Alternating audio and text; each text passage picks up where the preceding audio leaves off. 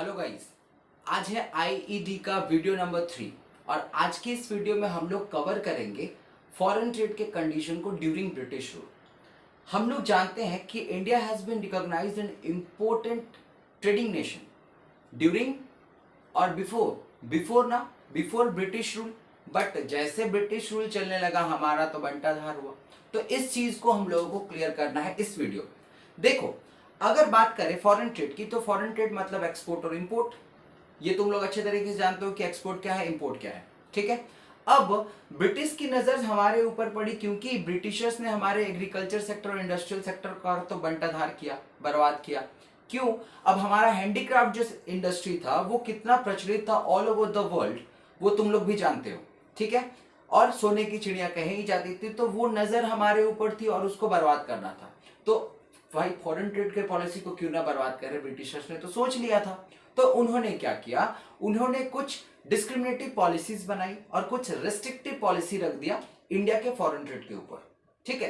अब उसी के बेसिस पे हमारा जो इकोनॉमी का कंडीशन था फॉरेन ट्रेड में वो भी डाउनग्रेडेड होता चला गया। तो अब देखो कि करना क्या है इस पूरे कहानी में। देखो, restrictive and discriminative trade policy adopted by the colonial government adversely affected the structure and volume of the India's foreign trade। बिल्कुल। देखो, रेस्ट्रिक्टिव एंड कुछ डिस्क्रिमिनेटिव ट्रेड पॉलिसी बनाया गया कॉलोनियल गवर्नमेंट के थ्रू। तो इससे क्या हुआ, इससे हमारे इंडिया के फॉरेन ट्रेड के ऊपर अफेक्ट पड़ा जो एडवर्सली था। ठीक है। क्या क्या पॉइंट है देखो, exporter of primary product and importer of finish goods, पहला पॉइंट। दूसरा, मोनोपोली कंट्रोल ओवर ट्रेड। और तीसरा, इकोनॉमिक एक्सप्लॉयटेशन और ड्रेन ऑफ इंडियन वेल्थ। देखो, सबसे पहला क्या हुआ, हम लोगों के जो प्राइमरी प्रोडक्ट थे, ठीक है, उसे एक्सपोर्ट कर देते थे वो लोग ब्रिटेन में। यहां से कम रेट में लेकर के जाते थे और वहां से फिनिश गुड्स बना करके लाते थे और उसे हाई रेट में बेचते थे इंडियन पीपल को। तो ये क्या हुआ, एक ट्रेड पॉलिसी बनाया कि टोटली जो जाए वो ब्रिटिश में चला जाए सारा प्राइमरी प्रोडक्ट, और वहां से जो सामान बन के आए, और उस पे भी तुम लोग जान रहे हो कि जो उसमें इंपोर्ट ड्यूटी है नहीं लगता था, प्रीवियस वीडियो में हम लोगों ने किया था, तो वो भी बच जाता था। तो इस तरीके से यहाँ पे इंडियन इकोनॉमी को एज अ फीडर इकोनॉमी के हिसाब से लिया गया। देन दूसरा देखो क्या क्या चीज लेकर के आते थे, एक्सपोर्ट प्राइमरी प्रोडक्ट, क्या क्या चीज यहां से एक्सपोर्ट होते थे।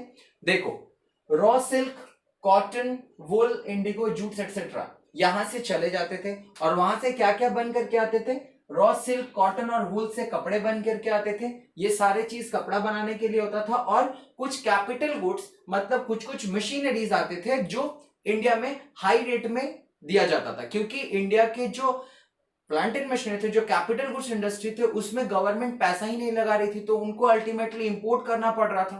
क्लियर है। दूसरा क्या पॉलिसी लगाया गया, दूसरा लगाया गया मोनोपोली कंट्रोल ओवर ट्रेड। मतलब जो इंडिया की जो ट्रेड थी उस पे मोनोपोली कंट्रोल करना चाहते थे। इसका मतलब ये था कि देखो, more than half of the foreign trade was restricted to Britain. ये रेस्ट्रिक्शन पॉलिसी है ना, तो मतलब आधा से भी ज्यादा जो ट्रेड होगा वो ब्रिटेन के साथ होगा। ये पॉलिसी में लगा दिया गया था कॉलोनियल गवर्नमेंट के थ्रू कि आप जो भी काम करोगे वो ब्रिटेन से ज्यादा सेल करना होगा आपको। ठीक है, मतलब पूरा बिजनेस मोर देन हाफ वहां पे करना है। देन दूसरा क्या है, एक और पॉलिसी लगाया गया। अब देख रहे थे जब इंडिया से अगर सामान को ब्रिटेन लेकर के जाना है तो घूम करके जाना पड़ता था अफ्रीका से होते हुए, तो कहीं ना कहीं ये इकोनॉमिकली भी ज्यादा कॉस्ट पड़ जाता था। तो उन लोगों ने क्या किया, उन लोगों के दिमाग में एक बात आया और उन्होंने क्या किया, 1869 को एक स्वेज कैनाल बना दिया कि अब जो है इतना घूम के जाने की जरूरत नहीं है, एक ऐसा रास्ता बनाओ बिजनेस का, एक ऐसा कैनाल बनाओ कि जो डायरेक्टली ब्रिटेन को इंडिया से जोड़ दे और इकोनॉमिकली बेनिफिट पहुंचाए फॉरेन ट्रेड को। मतलब उन लोगों को जो डायरेक्टली फॉरेन ट्रेड को, उन लोगों का जो ट्रेड है उनको डायरेक्टली बेनिफिट दे। तो क्या हुआ देखो, opening of Suez canal 1869 served as direct route for the ships between India and Britain.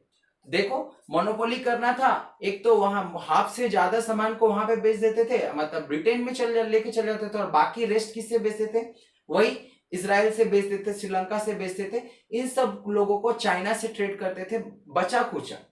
Clear है ना। फिर क्या हुआ, नंबर थर्ड, इकोनॉमिक एक्सप्लॉयटेशन और ड्रेन ऑफ इंडियन वेल्थ।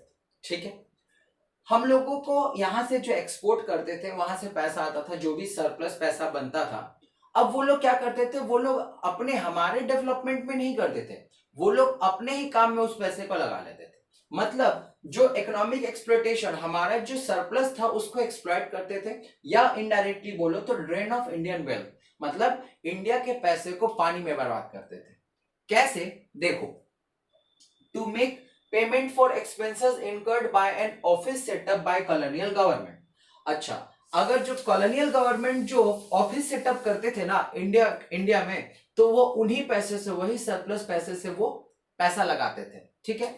दूसरा, to meet expenses on war fought by the British government.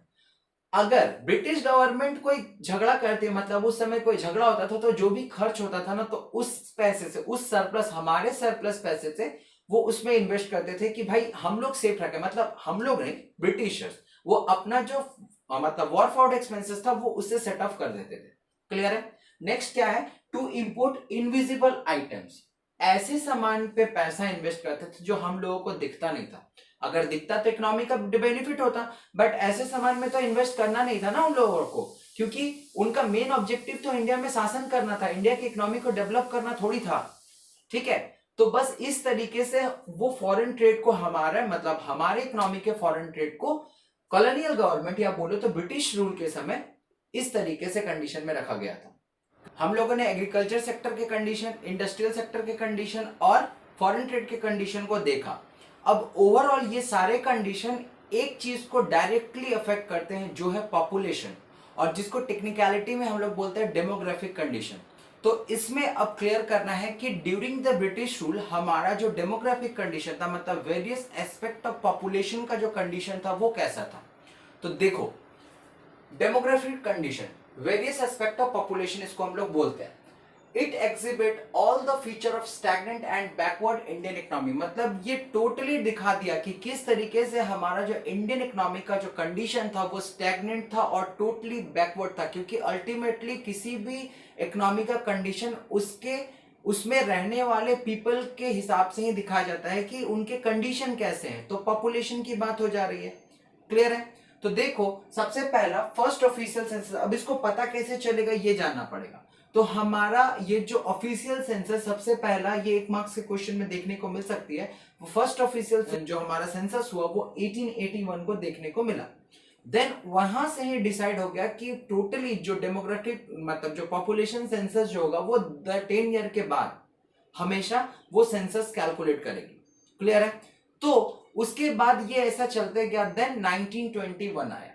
अब 1921 आया तो यहां पे भी 1 मार्क्स का क्वेश्चन लाया। सीबीएसई क्वेश्चन कर सकती है कि ये the year of great divide किसको बोलते हैं, तो तुम्हारा आंसर होगा 1921। क्यों ये ग्रेट डिवाइड में हुआ? मतलब डिवाइड का मतलब बीच का, एक इसके पहले का पीरियड होगा तो एक इसके बाद का पीरियड होगा। तो देखो यहां पे क्या लिखा गया, before 1921 India was the first stage of demographic transition. मतलब यहां से शुरुआत तो हुई बट उस तरीके से नहीं हुई। बट 1920 के बाद का जो समय था वो ड्रास्टिक चेंज लेकर के आ गया। क्या है? देखो, second stage of transition began after 1921। वहां से हमारा जो चेंज देखने को मिल गया ड्रास्टिकली डेमोग्राफिक कंडीशन में। क्या है? High birth rate and death rate. सबसे पहला condition, high birth rate and death rate. तो बर्थ रेट और डेथ रेट क्या होता है ये समझना। बर्थ रेट का मतलब होता है number of birth divide by 1000, मतलब 1000 में कितना बर्थ हो रहा है वो हो गया बर्थ रेट। देखो, number of year, number of birth bye 1000 वो, और death rate, number of death by 1000, मतलब पर 1000 में डेथ रेट कितना है, डेथ कितना है, और पर 1000 में बर्थ कितना है। ठीक है। तो उस सेंसस से पता चला, मतलब जो सेंसस कैलकुलेट होता है तो पता चला इंडिया का जो कंडीशन था वो 48 पर 1000 में बर्थ में था और 40 पर 1000 में डेथ रेट था। क्लियर है। तो यहाँ पे बर्थ रेट और डेथ रेट, पहले तो बर्थ रेट अच्छा था बट डेथ रेट उतना अच्छा, क्योंकि हम लोग काफी हिस्ट पुस्ट थे, खाने पीने में अच्छे थे। बट उसके बाद से जब ये कॉलोनियल शासन होने लगा तो हम लोगों का वो खराब होते गया, और वो देखने को मिला आफ्टर 1921। क्लियर है। ये क्या हुआ नेक्स्ट लेकर के, extremely low rate of literacy.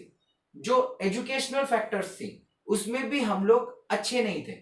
बात करो तो हमारा ओवरऑल जो सेंसस देखने को मिला वो ओवरऑल लेस देन 16% हमारा एजुकेशन मतलब लिटरेसी रेट था। जो पढ़े लिखे उतने तो नहीं थे बट कोई एक भाषा समझ तो सकते थे, तो लिटरेसी रेट उतना ही उस तरीके से ही कैलकुलेट किया जाता था।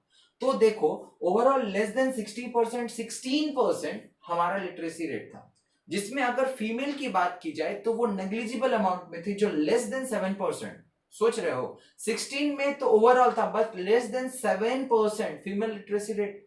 मतलब क्या था हमारा एजुकेशन सिस्टम, क्या था हमारा लिटरेसी रेट सिस्टम, समझ रहे हो ना। 1921 के बाद ही ये सारे देखने को मिले। नेक्स्ट पॉइंट की बात कर ले, poor health facility, either unavailable to large mass of population or if available were highly inadequate। इसका मतलब क्या था, देखो ब्रिटिश गवर्नमेंट तो पैसा इन सब में लगाती नहीं थे, उनको तो सिर्फ मतलब था अपना बिजनेस अच्छा, मतलब उनका ब्रिटिश का पेट भरना चाहिए, बाकी इंडिया गवर्नमेंट मतलब इंडियन इकोनॉमी जाए भाड़ में। क्लियर है। तो वो लोग उतना पैसा उसमें इन्वेस्ट नहीं करते थे, और पैसा पता है अभी कहाँ कहाँ इन्वेस्ट करते थे, अपने ऑफिस में इन्वेस्ट करते थे, अपना वॉर फ्रंट को देखना था। ठीक है, तो ये भी एक प्रॉब्लम बन गई, जो हमारा जो हेल्थ फैसिलिटी था उस समय 1921 के बाद वो इतना अच्छा नहीं था। ठीक है, था भी तो वो इनएडिक्वेट था, न के बराबर ही था, और अगर किसी को फैसिलिटी भी मिलती थी तो उतने वर्ल्ड मतलब उतने वाइड पॉपुलेशन के लिए वो नहीं था। ठीक है, नेक्स्ट बात करते हैं high infant mortality rate.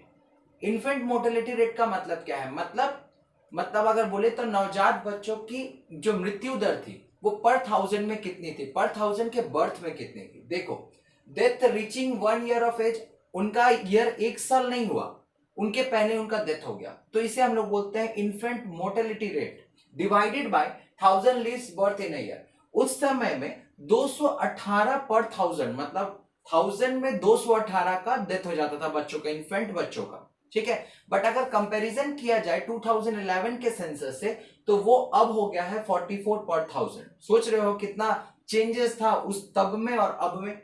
Next बात करें तो low life expectancy. Life expectancy refer to the average number of which people are expected to live. मतलब एक एवरेज नंबर होता है, एक आदमी कितना जीता है, वो 60 टू 70 अब के हिसाब से, कभी कभी तो कोई कोई तो अलग अलग देशों में तो 1900 यहाँ पे भी पार हो जाते हैं, बट तब ऐसा सिचुएशन नहीं था। तब जो हाईएस्ट था ना वो 44 ईयर था। देखो देन 44 ईयर, मतलब अगर आदमी टांग खींच करके भी जीते थे तो 44 ईयर तक में जीते थे तब के सेंसस के हिसाब से। बट अब जो देखने को मिल रहा है वो नॉर्मली 68 टू 70, 75, 80 ये सब रीच कर जाते हैं।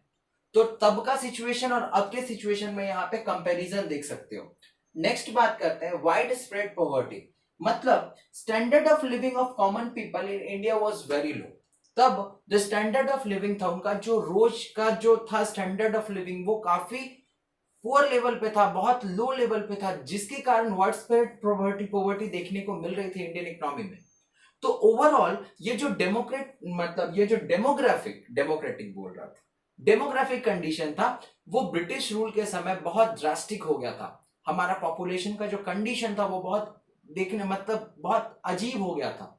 तो अगर कंक्लूड किया जाए तो वो आंसर होगा, it can be concluded that British rule was the main reason to worsen the profile of India's population. तो उम्मीद करता हूँ कि दोनों कंडीशन आप लोगों को अच्छे तरीके से क्लियर हो गई होंगी। मिलते हैं तब नेक्स्ट वीडियो में नेक्स्ट कंडीशन के साथ। तब तक के लिए thank you and stay with me.